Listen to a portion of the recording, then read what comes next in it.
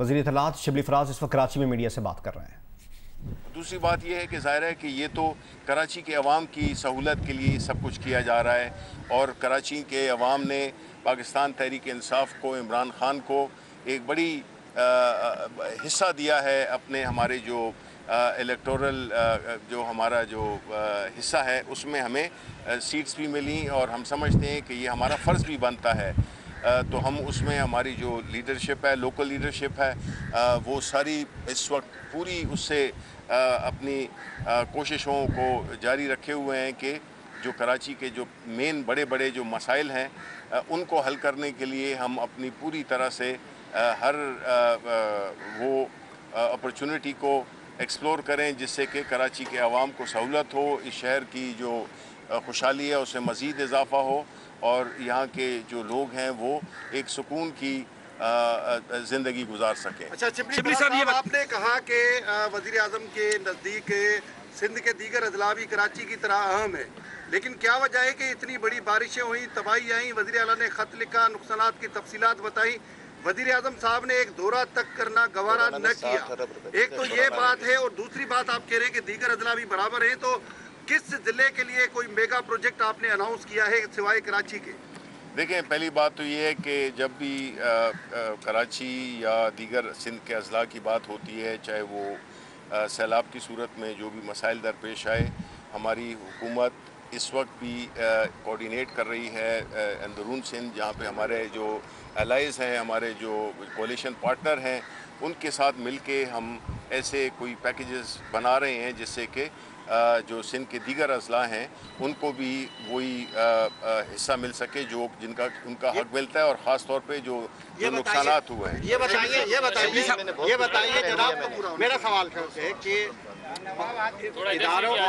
इदारों और पाकिस्तान के खिलाफ अवाम कुछ भी नहीं सुनते, गम और गुस्सा है, तो हुकूमत जो इसको बंद करने लिए क्या कर रही है? और आजकल जल्द से जलूस हो रहे, कहा जा रहा है आधी हुकूमत लड़खड़ा गई है, तो क्या जल्द से जलूसों से हुकूमत जाएगी? और ये जो इत्तेहाद बना है एक दूसरे को किसको धोखा देंगे? दोनों का जवाब दीजिएगा।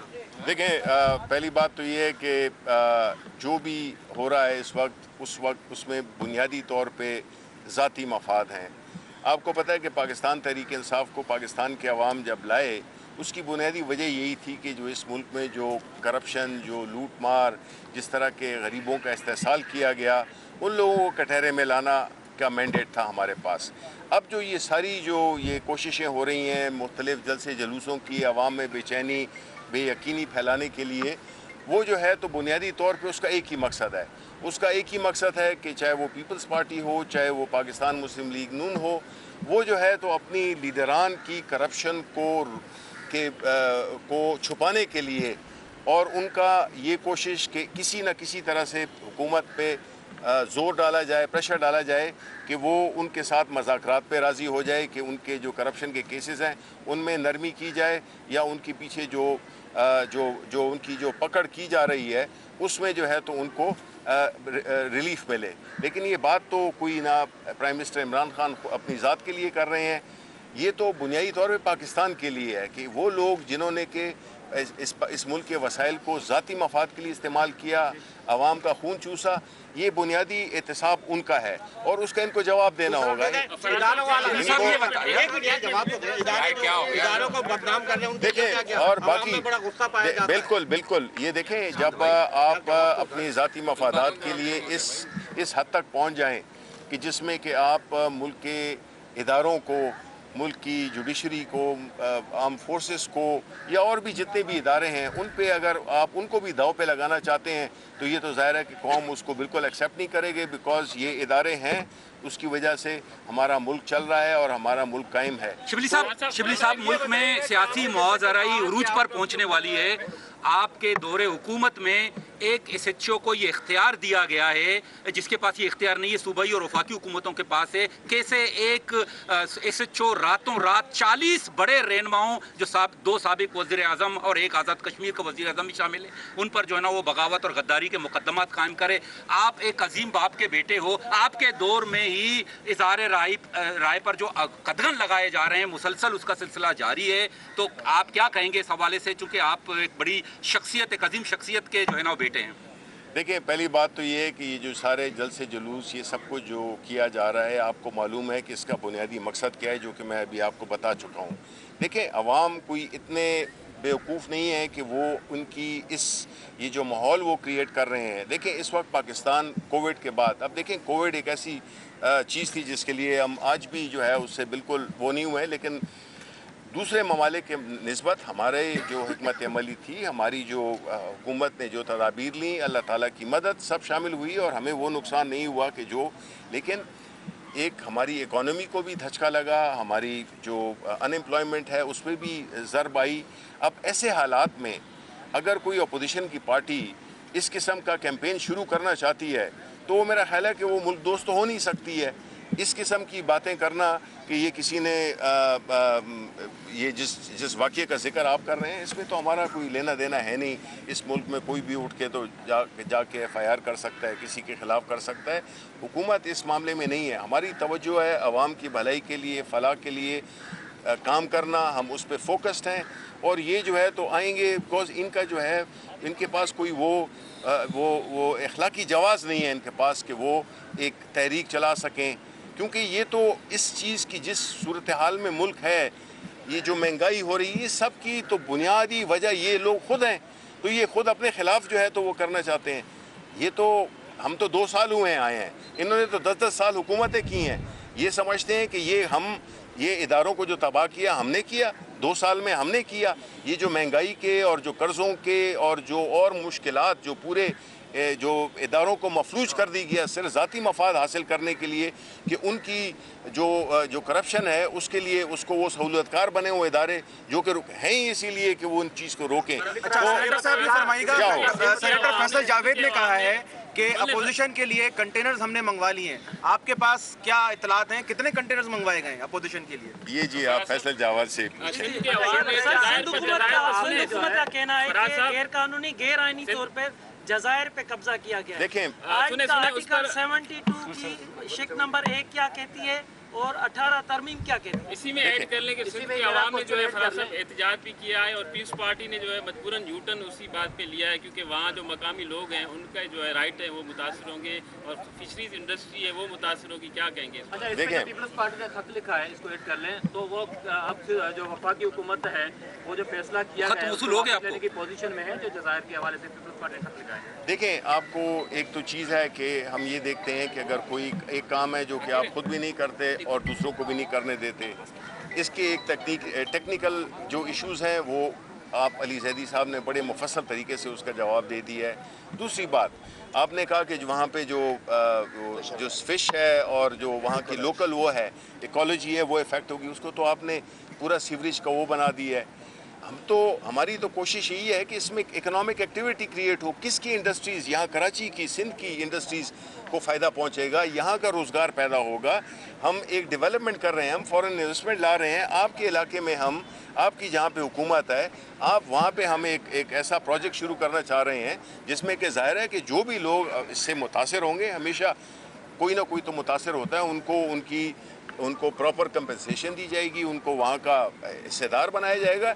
ये तो हम एक काम है जो कि डेवलपमेंट का उनका काम कर रहे हैं और उसको ये सियासत की नज़र हमेशा करते हैं। ये तो इनका एक हमेशा रिवायत है। देखें, कोई आईनी हुकूमत कोई गैर आईनी काम कर ही नहीं सकती है। आप ये सोचें कि इस इलाके की बेहतरी के लिए हो रहा है। आप नहीं चाहते कि आपके इलाके में रोज़गार के मौके पैदा हों, आपके जो इंडस्ट्रीज़ हैं वो चलें, वो भी रोज़गार के मौके पैदा करें, एक वो अपॉर्चुनिटी मिले लोगों को, इन्वेस्टमेंट आए, लोग आए। तो आप चाहते हैं तो फिर तो हमें सर ये आर्डिनेंस क्यों लाए जाते हैं? सर पार्लियामेंट की मौजूदगी में आर्डिनेंस क्यों लाए जाते हैं? देखें, आप अगर देखें, बात यह है कि जहाँ तक कोरोना के जो असरात हैं, लास्ट क्वेश्चन, जो कोरोना के जो असरात हैं आपको मालूम है, नहीं उससे पहले नहीं है। बात यह है कि मैं तो यही कह रहा था कि इकोनॉमी, एक सेकेंड ना, आप जो है तो इकोनॉमी को देखें कि किस हालत में हमें मिली थी। आपके पास 6 हफ्ते के जो है तो वो ज़खायर नहीं थे फॉरेन एक्सचेंज के। आपका करंट अकाउंट डेफिसिट कितना $20 अरब का पहुंच गया था, जो अल्लाह के फजल से हमने वो करके उसको हम मुस्बत उसमें ले आए हैं। एक्सचेंज रेट जो है, आपको पता है कि जिस तरह की इकोनॉमी ये छोड़ के गए थे उसमें तो पाकिस्तान का डिफ़ॉल्ट करने का ख़तरा था। तो आप ये देखें कि हम शुरू कहाँ से हुए हैं। अगर आपको ये इसका अंदाज़ा हो जाएगा कि हम शुरू कहाँ से हुए हैं, तो आप बिल्कुल आप तो हमारे गीत गाएंगी, क्योंकि जिस मुश्किलात में से हमने निकाला है, जो स्टेबिलिटी हम लाए हैं, उसके बाद कोविड आ गया, आपके सिंध में सैलाब आ गए और खैबर पख्तूनख्वा में सैलाब आ गए। उसके बावजूद हम जो है तो हमारे रिजर्व जो हैं तो वो $20 अरब पे हम दोबारा अल्लाह ताला के फजल से लेके चले गए हैं। हमने करंट अकाउंट डेफिसिट को ज़ीरो कर दिया है। हमारी जो तरसीलात हैं बैरून ममालिक वो भी मुस्बत हैं, सारे अशारिये मुस्बत हैं, माँ सिवाय इन्फ्लेशन के। वो हम मानते हैं कि वो जो है, लेकिन जो दुनिया में मीडिया से मुतालिक तनख्वाहें नहीं मिल रही अभी तक आपके दावे के बावजूद। ये मेरा लास्ट, ये बड़ा अहम बात की है इन्होंने। एक सेकंड मैं ये जो इन्होंने इन भाई ने सवाल किया वो सबसे अहम है, जो कि देखें हमारी हुकूमत ने आते ही जब मुझे ये जिम्मेदारी दी गई उस वक्त से लेकर हम 1 अरब से 1.5 अरब रुपए के पैसे दे चुके हैं।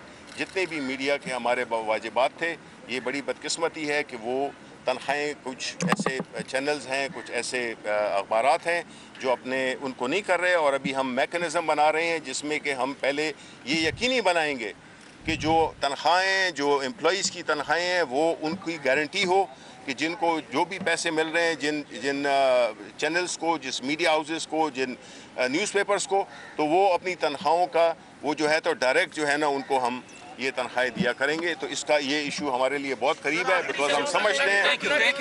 बहुत शुक्रिया। 3 बजे फिर प्रेस क्लब में वफाकी वज़ीर इत्तलात सेनेटर शिबली फराज कराची में मीडिया से गुफ्तगू कर रहे थे। उनका कहना था कि जिन्होंने मुल्की वसाइल को ज़ाती मफाद के लिए इस्तेमाल किया उनका हिसाब किया जा रहा है, अवाम बेवकूफ़ नहीं।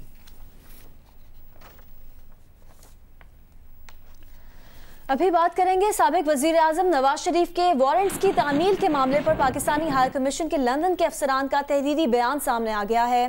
फोर्स सेक्रेटरी दिलदार अली अब्रो ने बताया कि नवाज शरीफ के बेटे के सेक्रेटरी वकार अहमद ने उन्हें फ़ोन किया। वकार अहमद ने कहा कि वो नवाज शरीफ के वारंट गिरफ्तारी वसूल करेंगे। वकार अहमद के मुताबिक वो नवाज शरीफ की पार्क लेन लंदन रिहाइश का पर वारंट्स वसूल करेंगे और हाई कमीशन ने उन्हें नवाज शरीफ के वारंट्स इस पते पर तामील कराने की इजाज़त भी दे दी। वकार के साथ इत्तफाक हुआ कि वो 23 सितंबर को दिन 11 बजे वारंट्स वसूल करेंगे। वकार को बताया कि counsellor attaché Rao Abdul Hanan warrants की तामील के लिए आएंगे। 10:20 पर वकार ने उन्हें कॉल करके वारंट्स वसूली से माजरत कर ली। राव अब्दुल हन्नान के मुताबिक वो लंदन में नवाज शरीफ की रिहाइशगाह पर 17 सितंबर को शाम 6:35 पर वारंट्स की तामील के लिए गए। नवाज शरीफ के ज़ाती मुलाजिम मोहम्मद याकूब ने वारंट गिरफ्तारी वसूल करने से इनकार किया। नवाज शरीफ के वारंट गिरफ्तारी की दस्ती तामील नहीं हो सकी।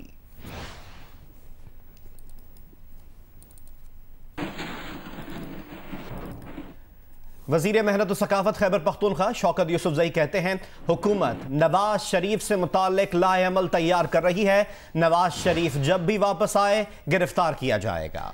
उन्होंने कहा कि मौलाना फजलुर रहमान सियासत से बाहर हो चुके हैं। मौलाना से गुजारिश है कि मदारिस के तलबा को इस्तेमाल न करें।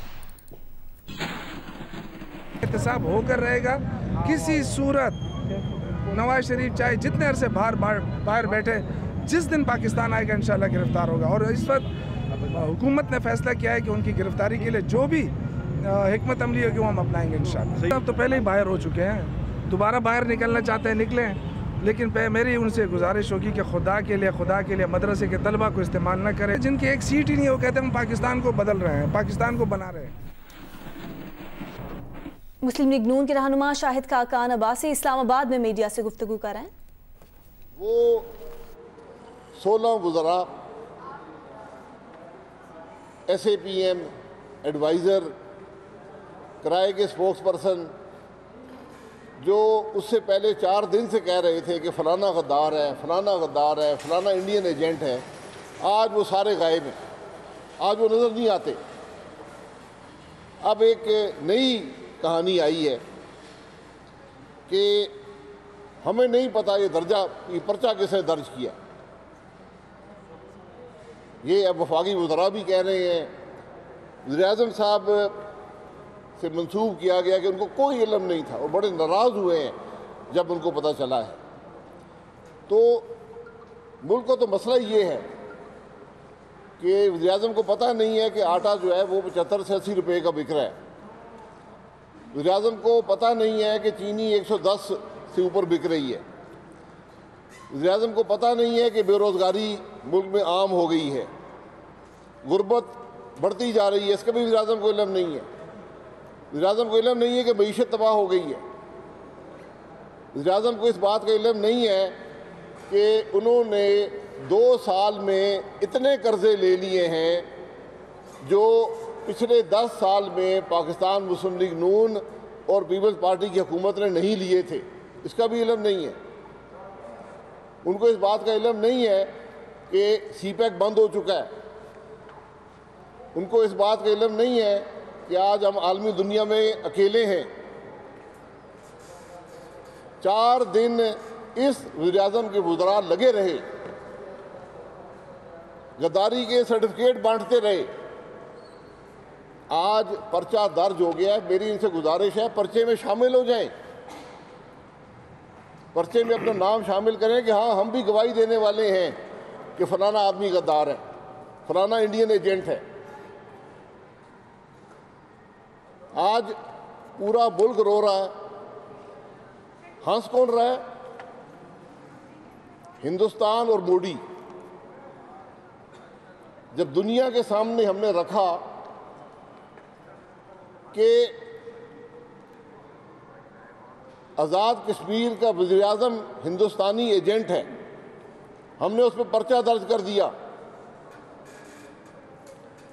तो आप कौन सा मुकदमा कश्मीर का दुनिया के सामने लड़ेंगे?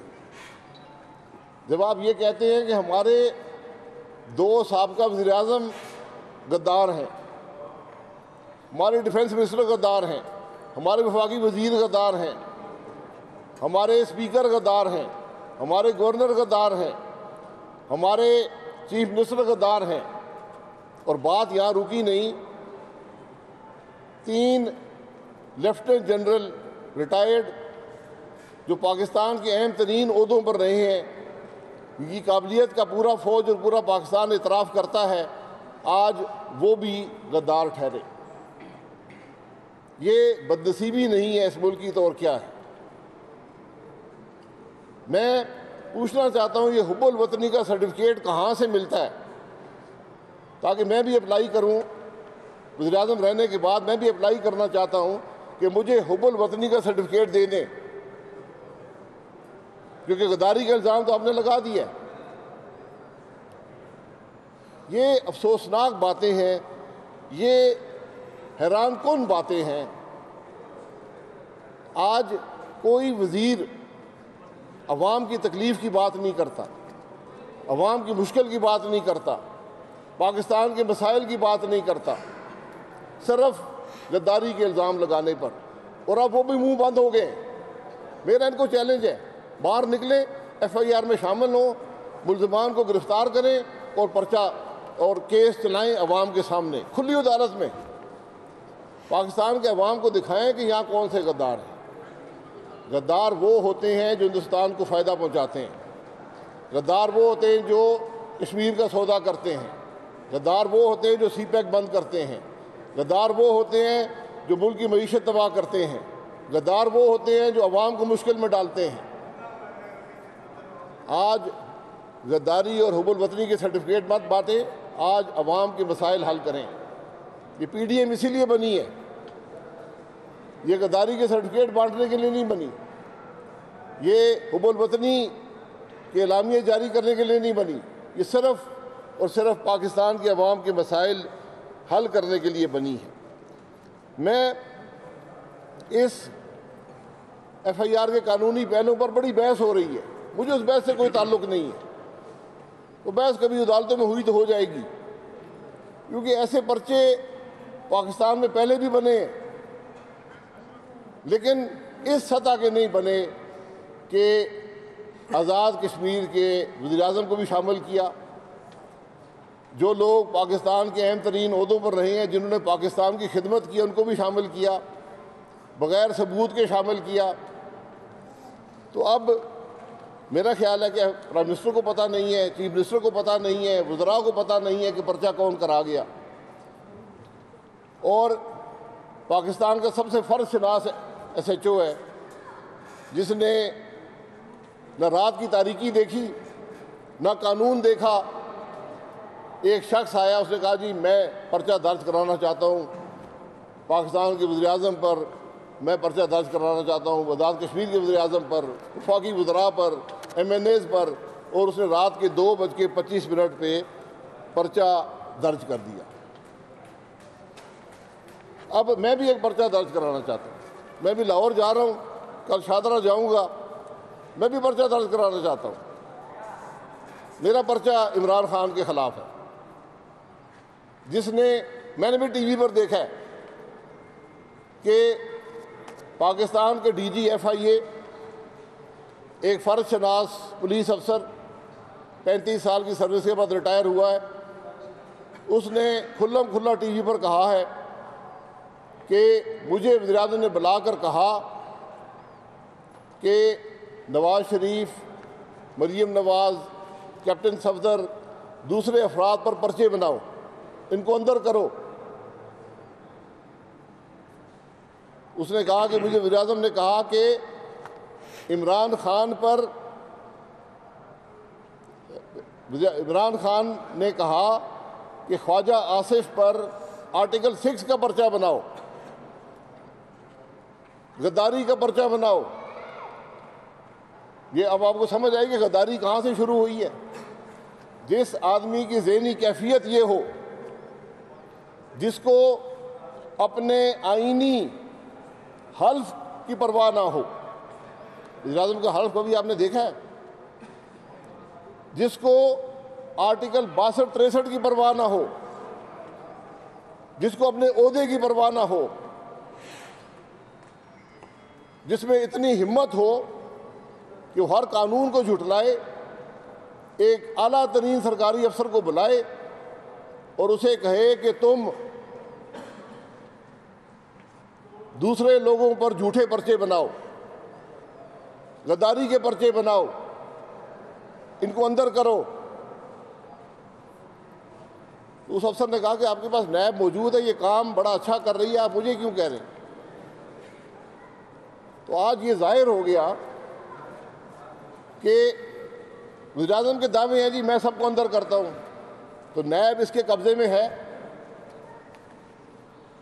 ये पर्चे यही बना रहा है। शहबाज शरीफ को किसने गिरफ्तार करवाया? कौन शहबाज शरीफ से खौफजदा था? कौन PDM से खौफजदा था? कौन ABC से खौफजदा था? पाकिस्तान नैब को 20 साल हो गए, कोई शख्स भी रेफरेंस फाइल होने के बाद गिरफ्तार नहीं हुआ। ये कानूनी तौर पर गलत बात है, कोई मकसद नहीं है। कानून कहते हैं 30 दिन में ट्रायल करें और उसको सज़ा दें या बरी कर दें, गिरफ्तार करने का कोई मकसद नहीं है। लेकिन Shehbaz Sharif, leader the opposition party, Pakistan Muslim League Noon के सदर, APC के को चेयरमैन, उनको गिरफ्तार किया गया। इसका कोई जवाब है? अब DG FIA की बातों ने साबित कर दिया है कि हमारा वज़ीर-ए-आज़म जो है वो सारा दिन सिर्फ अपोजिशन को दबाने के बारे में सोचता है, उनको गिरफ्तार कराने के बारे में सोचता है, उन पर गद्दारी के पर्चे कराने के बारे में सोचता है। तो ये बिल्कुल हकीकत है। ये सब बातें इस बात की दलील है कि शादरा का पर्चा भी इमरान खान ने दर्ज कराया है। अब 100 नफ़ी करे, उसके वज़रा 100 कहानियाँ बनाएं, इस सब के पीछे इमरान खान है। हम इसको चैलेंज करते हैं। अब सियासी मुकाबले आपने अदालतों में लड़ने हैं, आपने पर्चे बना के लड़ने हैं। क्या इन बातों से पाकिस्तान की अवाम की तकलीफ़ दूर होगी? इसका जवाब दे दें कि कौन सी तकलीफ़ दूर होगी। काबीना की मीटिंग में आज तक पाकिस्तान के अवाम की तकलीफ़ की बात हुई है? पर्चों की बात होती है, नवाज शरीफ को वापस लाने की बात होती है, दवाइयों की कीमतें बढ़ाने की बात होती है, गैस की कीमत बढ़ाने की बात होती है। आज तक पाकिस्तान के अवाम को की तकलीफ़ दूर करने की बात नहीं हुई, उनकी बेहतरी की बात नहीं हुई। ये आज मुल्क के हालात हैं, इसीलिए PDM है और इंशाअल्लाह PDM जो है ये पाकिस्तान के अवाम को रिलीफ देगी। इन पर्चों से हम नहीं घबराते।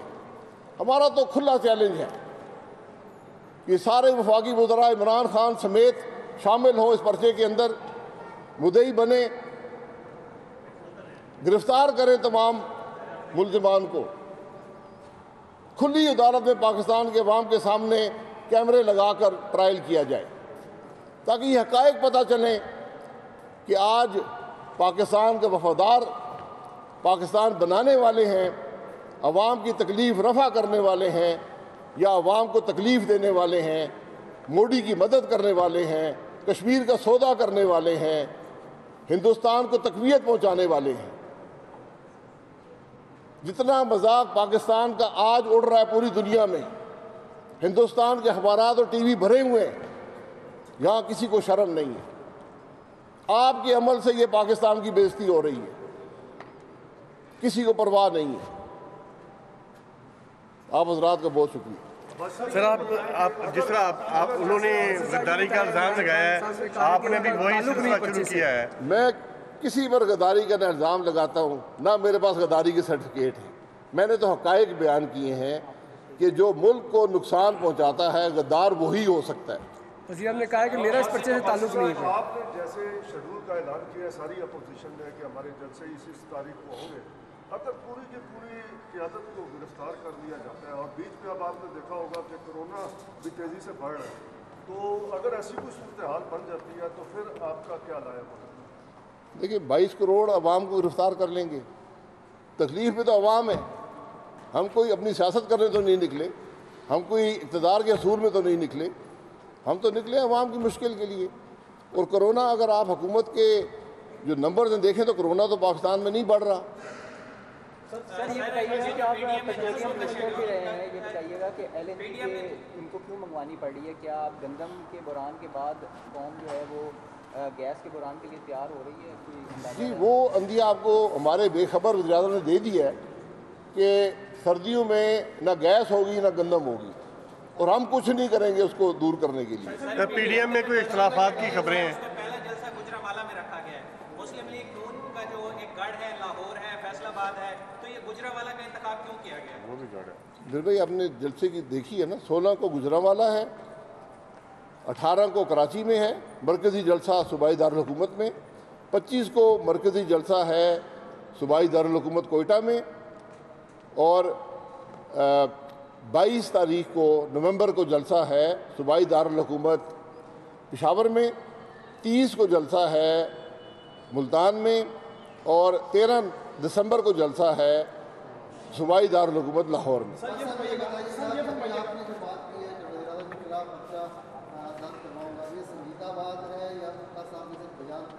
मैंने ज़िंदगी में किसी के खिलाफ पर्चा नहीं दर्ज कराया, लेकिन अगर मुझ पर पर्चा दर्ज होगा झूठी बातों पर, तो ये तो एक सीनियर पुलिस अफसर बात कर रहा है, इस पर पर्चा नहीं, कार्रवाई तो होनी चाहिए, पर्चा दर्ज होना चाहिए। ये 62-63 का पर्चा है। ये जी कोई बदर रशीद से गुजारिश करूंगा, वो चला जाएगा, वो आदि पर्चे दर्ज कराने वाले।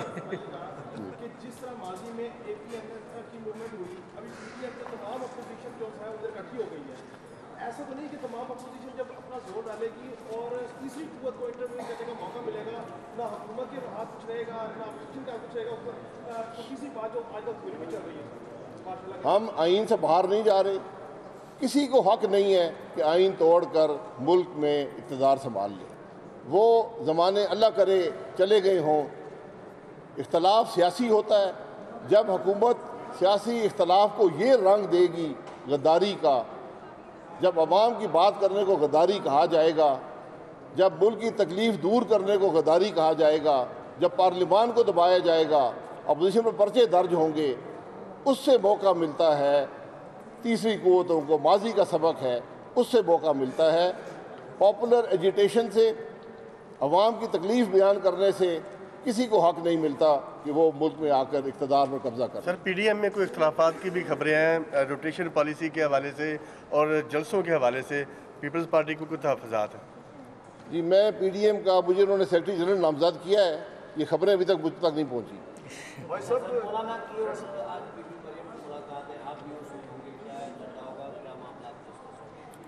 ये PDM के मामला डिस्कस होंगे।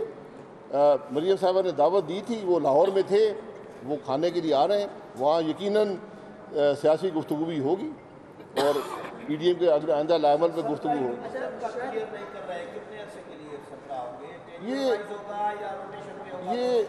ये एक नॉन इशू है, अभी तो PDM शुरू हुआ है, ये सब चीज़ें वक्त के साथ तय हो जाती हैं।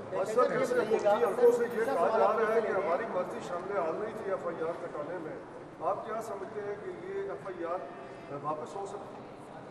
भाई मैंने तो नहीं दर्ज की ना, FIR दर्ज करता है वही वापस ले सकता है। और दलील है, देखें हर चीज़ का एक खुरा होता है, कहाँ तक बात पहुँचती है।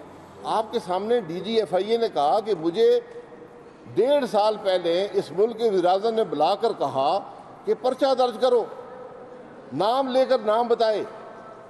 एक ख्वाजा आसिफ का बताया कि इस पर आर्टिकल 6 का पर्चा दर्ज करो।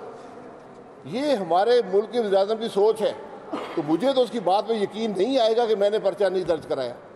मैं तो यकीन करता हूँ इस बात पर कि ये हुकूमत, ये प्राइम मिनिस्टर, इसके वज़रा, इसके चीफ मिनिस्टर शामिल हैं इस पर्चे के अंदर।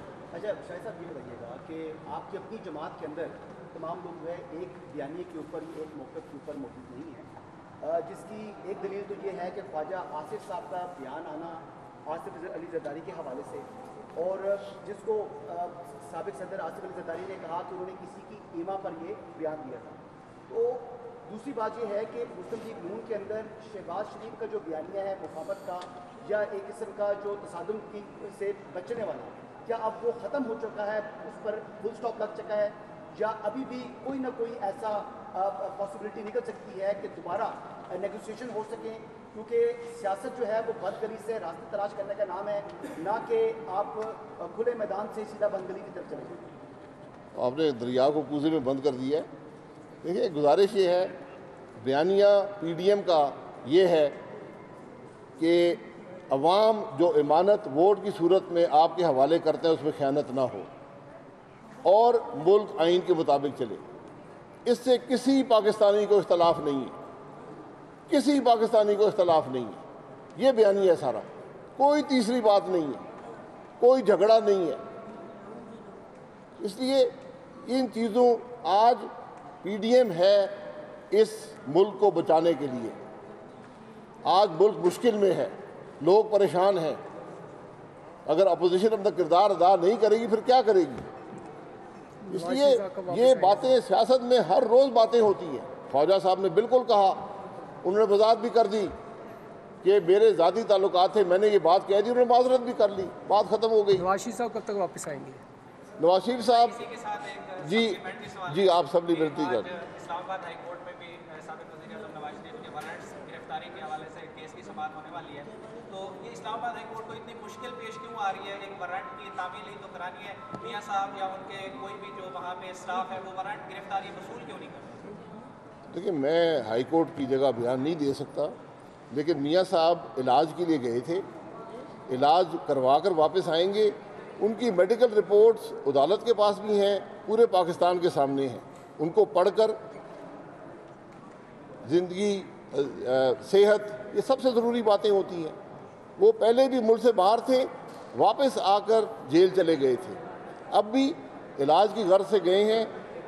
हुकूमत ने, अदालतों ने इजाज़त दी है, जब इलाज मुकम्मल हो जाएगा वापस आ जाएंगे। इलाज क्यों मुकम्मल नहीं हुआ, ये सारी बात मेडिकल रिपोर्ट में जो 2 बड़े मुस्तनद डॉक्टर्स ने लिखी हुई है उसको पढ़ लें। जी अरशद मलिक की जो वीडियो है, क्या उसका कोई पार्ट 2 भी है या जितनी वीडियो थी सारी आ चुकी है? देखिए अरशद मलिक की वीडियो के जो असरात थे वो आपके सामने हैं।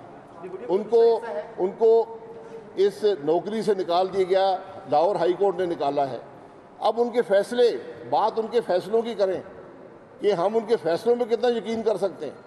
पाकिस्तान के अवाम अदालतों पर अब क्या यकीन करेंगे? इस नैब की क्या हैसियत है, नैब की अदालतों की क्या हैसियत है? असल सवाल तो ये है। अरशद मलिक की दूसरी वीडियो हो, तीसरी हो, 20वीं हो, उससे कोई फ़र्क नहीं पड़ता मेरे भाई। ये फैसला हो गया, अदालत ने कर दिया, 7 हाई कोर्ट के जजेस ने किया कि ये बात दुरुस्त है, इसको नौकरी से निकाल दिया, उसके फैसले बरकरार हैं, उसकी बात करें। भाई साहब आप सेक्रेटरी जनरल हैं पाकिस्तान डेमोक्रेट